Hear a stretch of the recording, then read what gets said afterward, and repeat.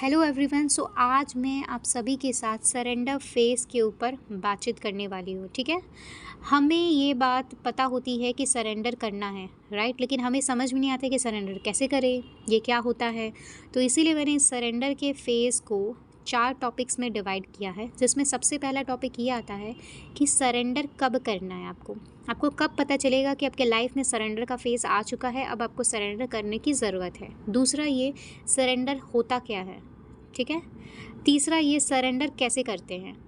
चौथा, ये कि सरेंडर के आपका काम कर भी रहा है, चीज़ें वर्क हो भी रही हैं या फिर नहीं, ठीक है, उसको चेक कैसे करें। तो सबसे पहला ये कि आपको पता कैसे चलेगा कि आपके लाइफ में सरेंडर का फेज़ आ गया। आपके जितने सारे लोग हैं जो भी इस वीडियो को वॉच कर रहे हैं, आपको कैसे पता चलेगा कि अब आपके लाइफ में, आपके कनेक्शन में, आपके करियर में, आपके किसी भी सिचुएशन में सरेंडर का फेज़ आ चुका है, आपको सरेंडर करने की ज़रूरत है। जब आपके लाइफ में सारी की सारी चीज़ें आउट ऑफ कंट्रोल चली जाए, आपके कितने भी एफ़र्ट्स लगाने के बाद, आप बहुत एफ़र्ट्स लगा रहे हो रिलेशनशिप को ठीक करने के लिए, आप बहुत मेहनत कर रहे हो ताकि आपका पार्टनर कन्विंस्ड हो जाए, आप बहुत मेहनत कर रहे हो ताकि आपके लाइफ में चीज़ें एकदम बेटर हो जाए, आप बहुत मेहनत कर रहे हो कि आपके करियर में ग्रोथ आ जाए, आप बहुत ही ज़्यादा मेहनत कर रहे हो ताकि आपके फैमिली के जो भी सिचुएशंस है वो सही हो जाए। किसी की हेल्थ इश्यू हो सकती है, किसी के लाइफ में कुछ इस तरीके के प्रॉब्लम्स हो सकते हैं जहाँ पे आप उसको फिक्स करने की कोशिश कर रहे हो, but you are not getting any kind of result. एक एग्जांपल मैं देती हूँ कि आप अपने करियर में न्यू बिगनिंग कर रहे हो, ठीक है, आपने कुछ प्लान्स डिसाइड किया, आप उसके ऊपर वर्क कर रहे हो एंड उसके बाद आप उसमें एफर्ट्स लगाए जा रहे हो, लेकिन आप डेली एक ही चीज़ नोटिस कर रहे हो कि you are coming back to the same cycle. Why this is happening with you? ऐसा क्यों हो रहा है कि आप वापस से बार बार ज़ीरो पे आ जा रहे हो, जहाँ से आपने शुरू की थी आप वहीं पे आ जा रहे हो। ऐसा क्यों हो रहा है आपके साथ? बार बार आपके साथ इस तरीके की चीज़ें क्यों हो रही है, राइट? तो आपको जब आपके साथ इस तरीके की चीज़ें हो, आपके लाइफ में सारी चीज़ें आउट ऑफ कंट्रोल हो जाए, ग्रोथ नज़र नहीं आए, सेम साइकिल में आप बार बार रिपीटेडली घूम रहे हो, जब आप कितनी भी कोशिशें करो कुछ भी सही नहीं हो, तब आप समझ जाना कि ये जो फेज़ है मेरा, सरेंडर करने का टाइमिंग आ गया है, ठीक है। अब आता है सरेंडर होता क्या है। सरेंडर मतलब ये होता है कि आपके लाइफ में जो चीज़ें आउट ऑफ कंट्रोल चली गई थी, आपने उस फेज़ को, उस चीज़ों को डिवाइन के हाथों में सौंप दिया। आपने उन सभी चीज़ों को डिवाइन के हाथों में रख दिया कि अब मुझे इस चीज़ के बारे में नहीं सोचना है और ना ही इसके ऊपर कोई भी एफ़र्ट्स लगाने हैं, क्योंकि मैंने अपने साइड से एफ़र्ट्स लगा लिए। डिवाइन, मैंने अपने साइड से सारे एफ़र्ट्स लगा लिए, अब आगे आप देखो। मैंने तो बहुत कुछ कर लिया, मैंने तो सब कुछ देखा, लेकिन कुछ चेंज नज़र नहीं आया मुझे। अब ऐसा लगता है कि शायद आप ही कुछ मैजिक कर सकते हो, जैसे कि आपके पार्टनर की शादी किसी और से हो रही है, राइट, और आप कितनी भी कोशिशें कर रहे हो लेकिन कुछ भी चेंज नहीं हो रहा है। तो आपने क्या किया? That is kind of impossible case, right, कि आप किसी की शादी तो नहीं रोक सकते हो, राइट, जब आपके पार्टनर ही एफर्ट्स नहीं लगा रहे आपकी तरफ। तो आपने उस सिचुएशन को डिवाइन के हाथ में सरेंडर कर दिया कि डिवाइन, अगर कुछ चेंज हो सकता है, इम्पॉसिबल को हम पॉसिबल कर सकते हैं, तो आप प्लीज़ इसको पॉसिबल कर दो, ठीक है। मैं इसके बारे में नहीं सोचूंगी क्योंकि मैंने अपने साइड से एफर्ट्स लगा लिया, मैंने देख लिया कि कुछ चेंज नहीं हो रहा है। मैं इसके बारे में बहुत सारी चीज़ें सॉर्ट आउट करके भी चेक कर ली, लेकिन कुछ नहीं हुआ। तो अब आपको इस चीज़ के ऊपर कुछ ना कुछ ऐसा मैजिक करना है कि मेरे लिए जो मेरे जस्टिस है, जो मेरे हित में चीज़ें होनी चाहिए, वो हो जाए। और आप इस चीज़ को डिवाइन के हाथ में सौंप कर अपने लाइफ में बाकी चीज़ों के ऊपर फोकस करने लगते हो। मतलब उस हिस्से को छोड़कर आप सिर्फ और सिर्फ अपने ऊपर फोकस करते हो, आपने उस हिस्से के ऊपर फोकस करते हो जो चीज़ों के ऊपर आपकी वर्क करने की ज़रूरत है, ठीक है। अगर रिलेशनशिप ख़राब चल रहा है तो आपको करियर पे फोकस करना है, उस चीज़ को सरेंडर करके डिवाइन को। अगर आपका करियर ख़राब चल रहा है तो आपके लिए रिलेशनशिप्स होंगे, आपके पेरेंट्स के साथ, आपके फ्रेंड्स के साथ, आपके पार्टनर के साथ, आपको उन सभी चीज़ों को ठीक करने की ज़रूरत है, ठीक है। लेकिन जो चीज़ आपने डिवाइन के हाथों में सौंपा है, उसके बारे में आपको कुछ भी नहीं सोचना है, उसके बारे में आपको कोई भी दिमाग नहीं लगाना है, उसके बारे में आपको अपना दिमाग देना ही नहीं है। जैसे कि आपने सरेंडर कर दिया और आप अब क्या कर रहे हो? जाके स्टॉक कर रहे हो। क्या कुछ चेंज हो गया? कब होगा वो चीज़? किस तरीके से होगी? अगर आप ये सारी चीज़ें कर रहे हो तो आपका जो भी सरेंडर आपने किया वर्क नहीं करेगा, ठीक है। सरेंडर का सीधा साधा मीनिंग यही होता है कि आपको सभी चीज़ें डिवाइन के हाथों में सौंप देनी है, no matter what will be the result, no matter, मेरी बातों को ध्यान से सुनना, no matter what will be the result, what result is going to come in front of you, आपको एक्सेप्ट करना है उसको।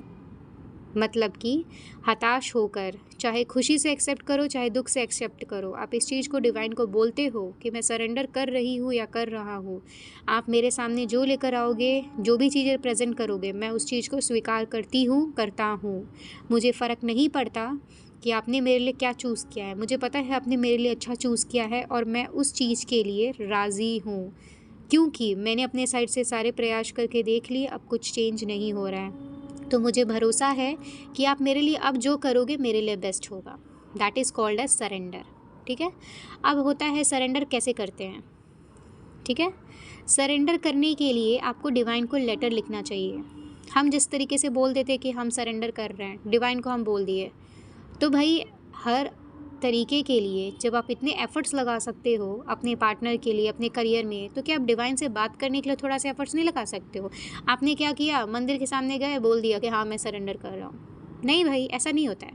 आपको इस चीज़ को दिल से डिवाइन को एक छोटी सी लेटर लिखनी है। लिखो टू, ठीक है, जैसे हम लोग लेटर लिखते हैं वैसे ही लिखो टू ऊपर में, और अंडर में आपको जिस तरीके से डिवाइन का नेम, जो डिवाइन का नेम आपको पसंद आता है, जैसे कि यू फील लाइक कि आपको महादेव का नाम लिखना है, ठीक है, उनका लिख सकते हो।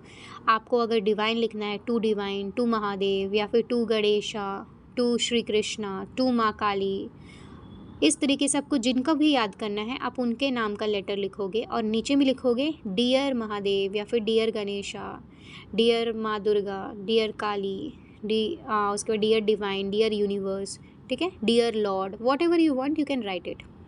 इस तरीके से लिखोगे और उसके अंदर के जो लेटर का जो बॉडी है उसमें ये चीज़ मेंशन करोगे कि मैंने इतनी सारी एफ़र्ट्स लगाए, जितने आपने एफ़र्ट्स लगाए, जो जो किया, जो भी आपके साथ हुआ, सब कुछ लिखोगे उसके अंदर। जितना आपने एफ़र्ट्स लगाया, जो जो हुआ आपके साथ, आप सभी की सभी चीज़ों को उसके अंदर मेंशन करोगे, ठीक है, बॉडी के अंदर। और लास्ट में आप ये चीज़ लिखोगे कि अब मुझसे नहीं होता इस चीज़ को, मैं आपके हाथों में सौंपती हूँ, मैं आपके हाथों में सौंपता हूँ, आप इस चीज़ को देखें, मेरे को मदद करें, मेरी हेल्प करें, ताकि मैं अपने ज़िंदगी में आगे बढ़ सकूँ। मुझे इस चीज़ से तकलीफ़ होती है, मुझे वो चीज़ बार बार याद आती है, मुझे वो चीज़ इतनी सताती है कि मैं मूव ऑन तक नहीं हो पा रही हूँ या फिर हो पा रहा हूँ, मेरी मदद करें, ठीक है। मैं अपने आप को इतना स्ट्रॉन्ग बनना और बनते हुए देखना चाहती हूँ ताकि मुझे फ़र्क ना पड़े कि उस इंसान के ज़िंदगी में या फिर मेरे करियर में कितने डाउनफॉल्स हुए या फिर पास्ट में किस तरीके की सिचुएशंस रही, मैं सबको फॉरगिव करके एक स्ट्रॉन्ग पर्सनालिटी बनकर खुद पे फोकस कर सकूँ। ये लेटर आपको लिखना है डिवाइन को, ये है आपका सरेंडर लेटर। उसके बाद देखना आपको इसके रिजल्ट्स कुछ ही दिनों में मिलने शुरू हो जाएंगे। अब आपको क्या करना नहीं है सरेंडर करने के बाद, ठीक है, क्या नहीं करना है सरेंडर करने के बाद, आपको उस पर्सन को चेज़ नहीं करना है, करंट फीलिंग्स नहीं जाननी है। इस चीज़ को कम से कम एटलीस्ट आपको 7 डेज़ तक फॉलो करना है। आपको उस पर्सन की करंट फीलिंग्स, उनके अंदर चेंजेस, उनसे रिलेटेड थॉट्स अगर आपको आ भी रहे हैं तो आपको अपने माइंड को डाइवर्ट करना है, बिज़ी रखना है जितना ज़्यादा हो सके। आप अपने लाइफ में किसी भी सेक्टर को, किसी भी प्लेस को चूज़ करो, आप उसके ऊपर फोकस करो, लेकिन उनसे रिलेटेड आपको कुछ भी जानने की ज़रूरत नहीं है। अगर आपके मन में आ रहा है कि उनको स्टॉक कर लूँ, वो क्या कर रहे क्या नहीं कर रहे, नहीं करना है, सब कुछ बर्बाद हो जाएगा। क्यों? क्योंकि अपने डिवाइन को प्रॉमिस किया है कि मैं अब अपने ऊपर फोकस करूँगी। तो आपको अपने ऊपर फोकस करना है, आपको थोड़ा सा एफर्ट्स लगाना है। देखना अगर आपको उनकी थॉट्स भी आ रही है और सपोज़ जिसको आपने नाम लिखा, जिस गॉडेसेस का या फिर जिस गॉड का आपने नाम लिखा, अगर आप उनको पुकारोगे बार बार तो उनके थॉट्स चले जाएंगे, ठीक है। मैं रिलेशनशिप्स की बात कर रही हूँ। अगर जो भी सिचुएशन आपके साथ घटी है, आपके लाइफ में वो चीज़ बार बार आपको याद आ रही है, तो आप क्या कर रहे हो, जिनका भी नाम ले रहे हो, जिनको आपने लेटर लिख रहा है, आप उनको पुकारना शुरू करो। आपके माइंड से वो थॉट्स रिलीज़ हो जाएंगे automatically. Trust me, this works, ठीक है, ये वर्क करता है, वो बहुत मैजिकल है। आप इस चीज़ को ट्राई करके देखना, ये चीज़ें रिमूव हो जाएंगी, ठीक है। दूसरी चीज़ आपको क्या करनी है कि अब मैं बता रही हूँ जो चीज़ आपको करनी है, आपको खुद के अंदर सेल्फ लव की प्रैक्टिस करनी है, ठीक है। आपको सेल्फ लव क्या होता है वो सीखना है। अगर आपको नहीं पता है तो कमेंट सेक्शन में आप लिख सकते हो, मैं आपको क्लियरली अच्छे तरीके से बताऊंगी कि किस तरीके से प्रैक्टिस कर सकते हो, कैसे करके चेंजेस आएंगे और सेल्फ लव होता क्या है, मैं सब कुछ अच्छे से बता दूंगी। लेकिन आपको सेल्फ लव प्रैक्टिस करना है, एफर्मेशंस करना है, जितना ज़्यादा हो सके आपको खुद को टाइम देना है। मतलब कि try to maintain your beauty और योर फिगर। अगर आप लड़के हो तो आप अपने कूल फंकी और स्टाइल को मेंटेन करो, पर्सनालिटी को मेंटेन करो, थोड़ा सा बाहर घूमो फिरो, सोशलाइज़ करो, करियर पे फोकस करो, ठीक है। अपने आप को जितना ज़्यादा हो सके बिज़ी रखने की कोशिश करो, ठीक है। अपने माइंड में आपके थॉट्स नहीं आने चाहिए, आपका ब्रेन टायर्ड होना चाहिए। इस तरीके से आपको चीज़ों को परफॉर्म करना है। ये नहीं कि सैड सॉन्ग सुन रहे हो, ओल्ड पैटर्न रिपीट्स नहीं करने हैं। अगर आप पहले सैड सॉन्ग सुनते थे तो अभी आप सॉन्ग्स में भी चेंजेस लाओगे। अगर पहले आप बहुत ज़्यादा रोते धोते थे तो अभी आप रोगे, लेकिन वो रोना ज़्यादा देर तक नहीं होना चाहिए। अगर आपके दिल में किसी तरीके से इनजस्टिस हुआ है और आप उसको बर्दाश्त नहीं कर पा रहे हो तो आप एक न्यू डायरेक्शन को चूज़ करोगे जिसमें आपको खुशी मिलती है। Now you are choosing something जिसमें आपको हैप्पीनेस मिले, तो आपको ये सारी की सारी चीज़ें करनी है। और इस चीज़ को आपको कॉन्स्टेंटली एटलीस्ट फॉर 21 डेज़ तक परफॉर्म करना है।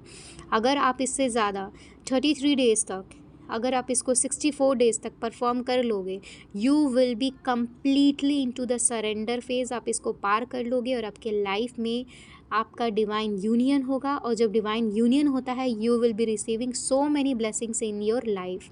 डिवाइन आपको गिफ्ट्स पे गिफ्ट्स देंगे। जो चीज़ें आपको कितने साल से नहीं मिल रही थी, कितने मंथ से आप उसके लिए क्रेव कर रहे थे, वो आपके सामने होगा। And that is divine.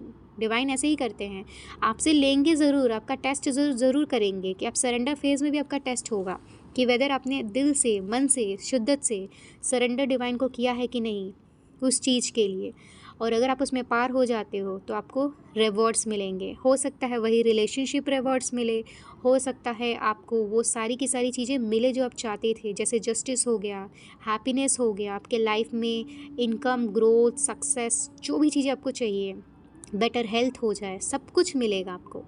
लेकिन ये चीज़ें जब आप पार कर लोगे उस फेज़ को, तब अब पता कैसे चलेगा लास्ट में कि वो चीज़ें वर्क करिए कि नहीं। अगर आप अपने लाइफ में इस तरीके से आपको अचानक से unexpectedly happiness, abundance, growth, success, खुशियाँ आने लग गई, तो समझ लेना कि आपके लाइफ में सारी की सारी चीज़ें जो है वर्क कर रही है, अपने सरेंडर फेज़ को कंप्लीट कर लिया। Now you have crossed that cycle, you have crossed that phase and you have entered into a new cycle, ठीक है।